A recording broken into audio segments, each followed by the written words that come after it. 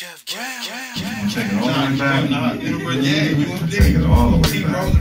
Yeah, man. Yeah, started out, around then, like 97, something like that. I went to, let me tell you how it really started. I went to this battle.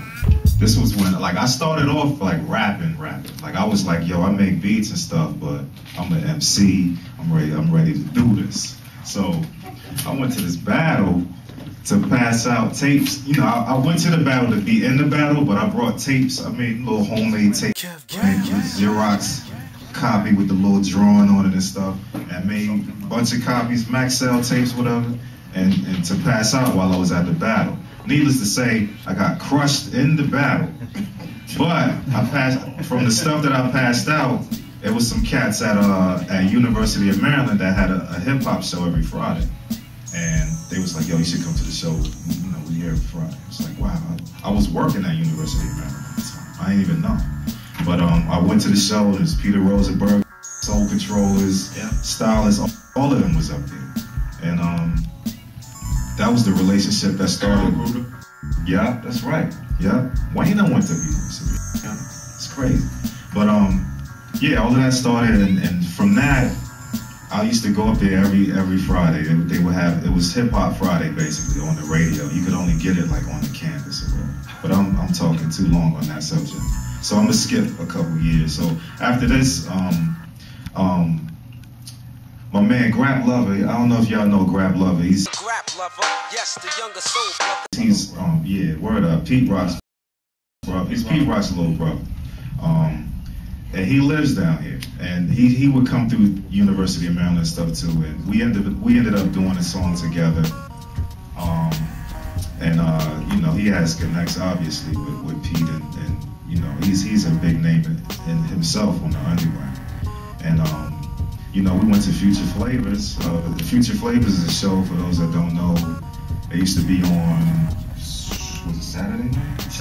Saturday night. And it was over at Marley Marl's house. Y'all know Marley? Like, I don't know what y'all gonna do with this, but it got to be funky. Marley Marl is a big producer. He's still a big producer. Biz Markie, Big Daddy Kane. Check it out, y'all. And all this other stuff. So like, yeah, word up. Master Ace. So like, we go, in like a matter of a weekend, like Grap hits me up like, yo, you trying to go to New York? Or go hang out with Pete, Marley Marl and them? And I'm like, of course. So we go to New York, and we go over like his mother's house and all this other crazy stuff, and hang out with Pete. We go in the basement, he got the SP and all that stuff. All this crazy fanboy hip hop stuff that you dream of really happened. So all of that happens, and then he's like, yo, Marley, long story short, on this chapter, Marley calls my answer machine later on from the song that Grap plays for Pete, and then Pete plays for Marley, and Marley plays it on Future Flavors, and he's like, yo, I want to use this song for my album. I got a compilation coming out, and I want to use this joint.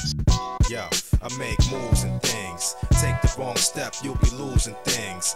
Powers that be turn fools to kings. Fools don't even know what rule it means. I was like, yeah, I wish I would have kept that phone message on my answer machine. I wish I would have recorded it.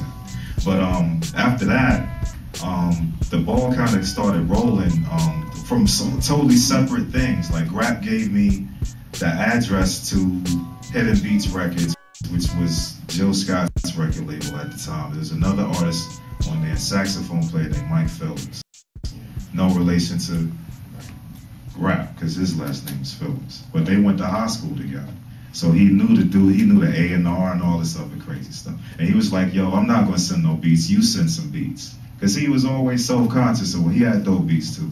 But he was like, yo, send some beats. So I made a beat tape, and I was like, yo, Grap told me to send you some joints on the beat tape. And it wasn't like a spectacular joint, I just mailed it off. I ain't expect nothing to hear nothing.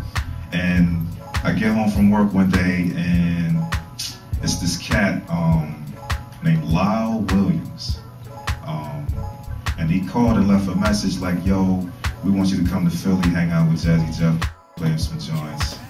And I was like, this ain't even a real message. I was like, all right. You know, I saved the message, but I was like, all right, you know, what up? And then he called again, you know, later that day. And I was like, you know, he called and I was like, Ron, you want me to? He was like, we'll pay for your ticket and all that. I was like, man, I gotta go to work tomorrow. I can't like make it up. Like, can we set up? So yeah, it didn't really click to me. Like, from sending a quote unquote demo out and all of that. I never was that type of dude. So the one time I did it, this stuff happened. And I was like, all right, well, I'm gonna meet Jazzy Jeff. Let me get my parents just don't understand, you know, 12-inch so I get this autograph cracking. And then, you know, make my way back home. You know what I mean? Like, so, you know, that's what it was. And I, you know, it didn't really click what was really cracking right. So, you know, all of this stuff happened and I played her some beats. Come to find out, Jeff was in a rebuilding stage at a Touch of Jazz, and you know, Touch of Jazz was responsible for like Music Soul Child, Jill Scott, Floetry, Glenn Lewis, all this other crazy stuff. And they was in the rebuilding phase, and like none of the producers had branched off to do their own thing, and he was looking for new producers. And he was working on a new compilation. It's called The Magnificent.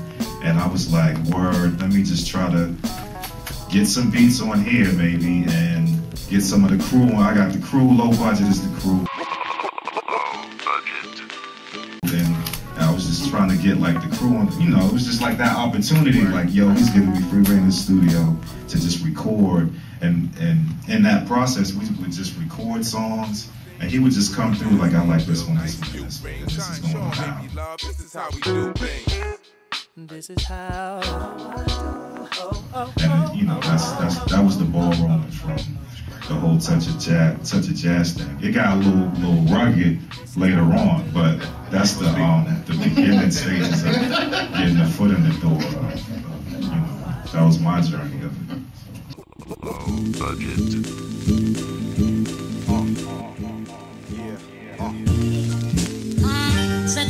One time.